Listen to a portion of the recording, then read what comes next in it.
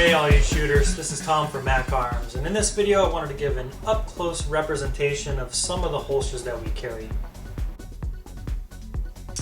Alright, so let's start with some of the outside carry holsters, and I've got a few different manufacturers out here. Each one of these manufacturers usually will make a different line of holsters, or more than one line. So we're going to start with the outside holsters. I'm going to start with the manufacturer called Phobos. And Phobos makes many different holsters, and they make different levels. So usually with outside holsters you'll get what they normally call levels. Level 1 is going to be like a pressure type holster. So this is an outside paddle holster, so that just slips into your pants, and this is going to be worn on the outside. And these ones are just pressure. So it does clip in and it does lock in, and it locks in fairly well. And I can give that some pretty good shakes and it will not come out. It also has a pressure adjustment, which is right there, pressure adjustment screw. And so to release that, you really got to put a reasonable amount of pressure on that. And so this is going to be considered a level 1 holster. Level 2 holster, which Phobos does make, level 1, 2, and 3. But we're going to be switching to Sig Tac. Or Sig Sauer is really the manufacturer that makes these. These are going to be a hard polymer plastic. They have a little bit more of a rough feel than Phobos. Phobos actually kind of feels like velvet is on the outside. It's kind of interesting. But level 2 holster is going to be a locking holster. So this actually locks to the trigger guard, and so if you pull that without pushing the release button, it's really hard to get that thing out of there. So as you draw the holster, you just put a little pressure on the button and it will release. This is also a paddle holster, and these are called roto holsters. So there's a little teeth in there, and this will actually turn and be adjustable up to 360 degrees. So it'll go around in a full circle. And of course they have, you can take the paddle off, and they have all kinds of accessories for it. You can mount this to a belt loop holster, you can mount it to a MOLLE, you can mount it to a leg platform, and all those kinds of things.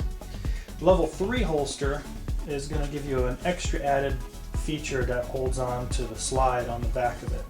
So this locks here, and to get the gun out of this time you also have to use your thumb press. So there's a thumb press release right here. So as you grab the gun, you're already going down into it, so you would just press that to release the top and push that button down again to release the pistol out of that. So that'd be considered a level 3 holster.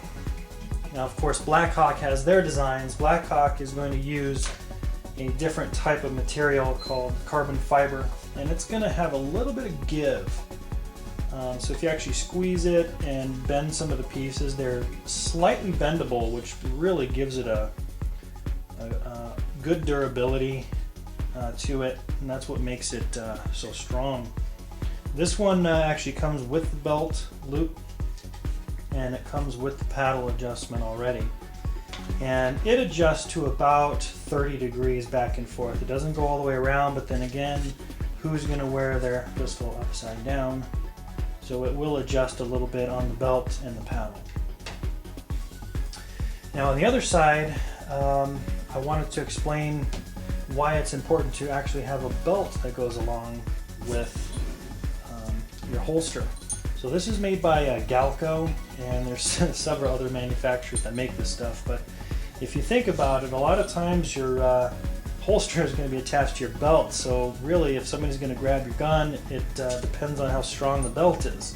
Nobody on earth can break this belt. This is like 2 or 3 times as thick as a seat belt in a car.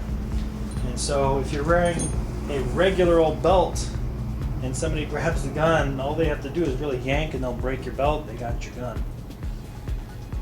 Now on the other side over here I have in the waistband holsters and pocket holsters, and I'll go over them. So here we have Blackhawk, and this is inside the waistband holster. So the only thing that you're really going to see is this little clip.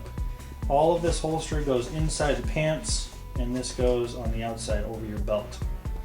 And the gun will fit right inside that very nicely. So this is a Glock 17. And so that's Blackhawk. And the outside is a really nice velvet material. And on the inside they have a very thin layer of nylon and then a little bit of padding underneath it.